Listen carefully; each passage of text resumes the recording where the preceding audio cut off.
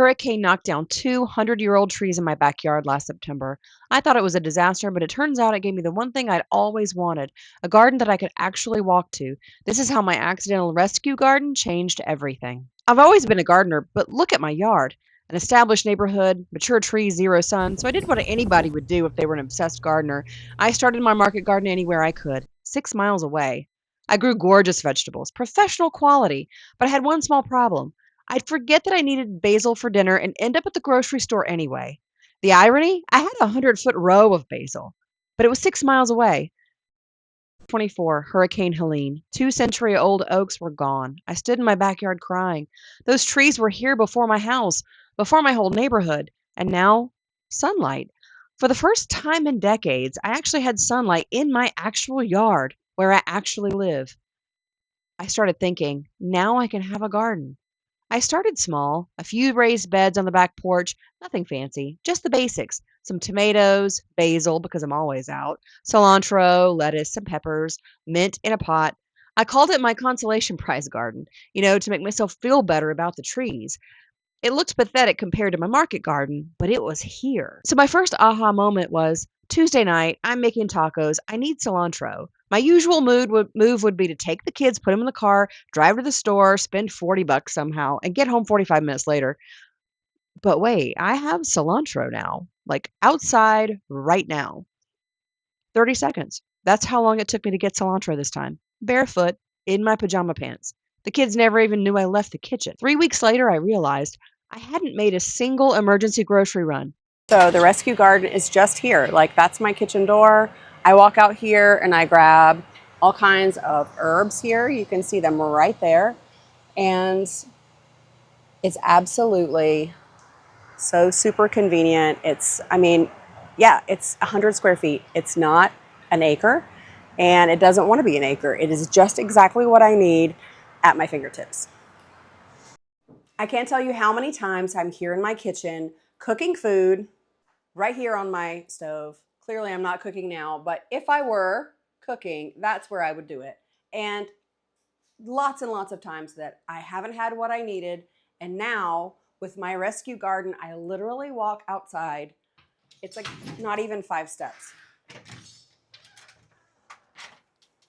Here we are. We're right out here. Okay, so now we're out here in the rescue garden, and you can see for yourself. Now, check this out. Super close. No, it's not.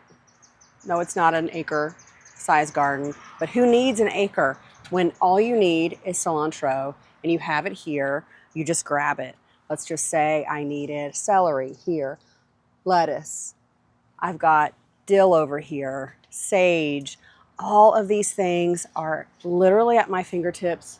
Here's the door. Here's my cat, Callie. Here's the garden. Like, it's crazy. And here, take a look at this beautiful purple lisianthus. So yeah, this is the rescue garden. It's 100 square feet. It's just 100 square feet of garden space. It's not much, but it's literally all I need to rescue me. I can feed my family maybe 2 or 3 side dishes out of this per week.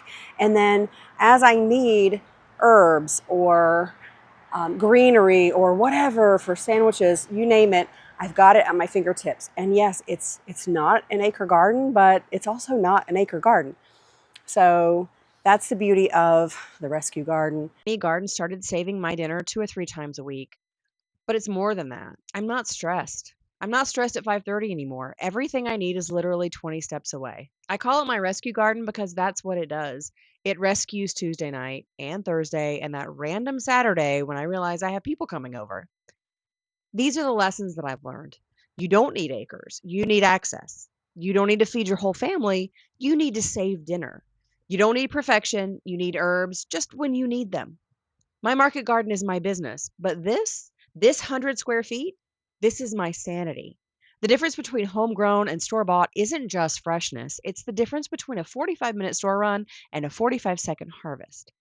Those trees that fell, I still miss them, but they gave me something more and something that I'd wanted for years.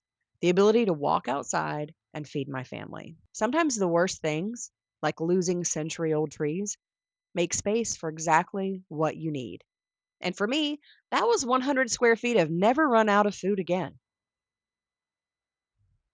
So these are here's a look at some of my onions and some of my other plants here. I've got some lilies here I'm going to switch out once my daughter makes the bouquets and veggie boxes for her fundraiser that she's working on. It's called Blooms and Blessings for Hope.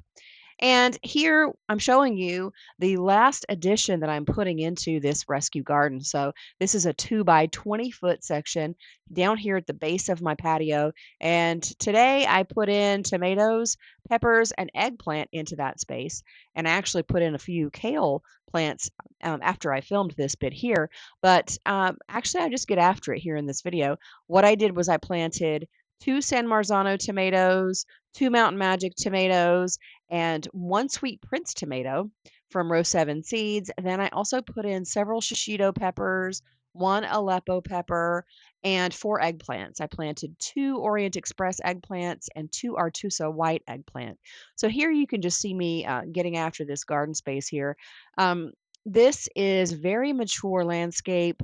There were lots of roots and lots of leaves, but lots of roots from large trees around. As you might expect, we had a very shady backyard, and so there were lots of things to have to dig with. So I started off with a spade, but quickly switched over to the mattock because that was going to help me the most when it came to actually being able to navigate that space.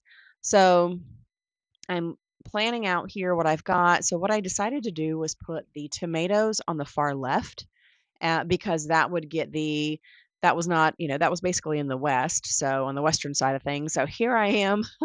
I didn't want to go too far. I know I don't have the mattock very high up over my head, but that's because I didn't want to really. There's a lot of rocks in this and some bricks because this has a lot of old edging that people put into the landscape. So I didn't want to get any of that caught on my mattock here. But yeah, here I'm just digging out a lot of the soil, and it is a clay-based soil, but there are lots of leaves in it too.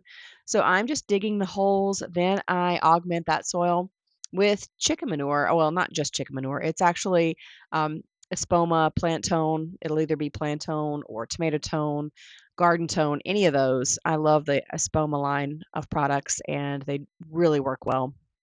So I'm just digging all those holes, getting everything planted in, and checking out what I'm doing here. And here you see I've got my holes augmented with the fertilizer in there, and I'm counting off exactly what's going to go in there. And it's a nice size space. So that's 20 by 2, so that's 40 feet square.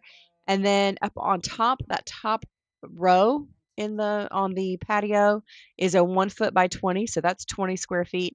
And then on the inside patio floor, I have another 2 by 20 space, plus the 2 green stalk planters that I have. So we're talking about around a 100 square foot space. And I'm telling you, when I started thinking of this garden as a tool, it's a tool just like my KitchenAid mixer is a tool, or a spatula, fish spatula, or my special sheet pans. This garden functions as a tool for me. It's not about growing everything. It's just about growing what I need when I need it. So as always, guys, I know you could have been anywhere, but you chose to spend your time with me, and I do truly appreciate it. Bye for now, and I hope this has given you some inspiration on how you can create a rescue garden in your yard.